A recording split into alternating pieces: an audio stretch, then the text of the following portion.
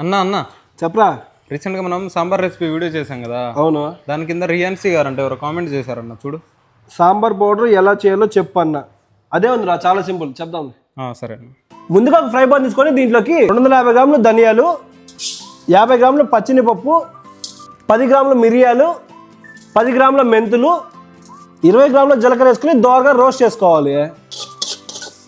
ఇవన్నీ రోస్ట్ అయ్యాక దీన్ని పక్కన తీసుకునేసి మళ్ళీ ఈ కడాయిలో కొద్దిగా బియ్యము, కరివేపాకు, 10 గ్రాముల ఇంగు వేసుకొని రోస్ట్ చేసుకోవాలి. ఇప్పుడు వీటిని కూడా తీసి పక్కన పెట్టుకుందాము. మళ్ళీ ఈ కడాయిలో కొద్దిగా ఆయిల్ పోసుకొని 250 గ్రామ్స్ ఎండు మిరపకాయలు రోస్ట్ చేసుకోవాలి. అలాగే దీంట్లోకి చిటికెడు పసుపు వేసుకోవాలి. ఇప్పుడు ఈ రోస్ట్ చేసుకున్న ఐటమ్స్ మొత్తాన్ని కొద్దిగా చల్లారించుకొని మిక్సీ పట్టుకుందాము. ఒక్కసారి చూడమ్మా మన సాంబార్ పౌడర్ ఎంత బాగా రెడీ అయిపోయిందో.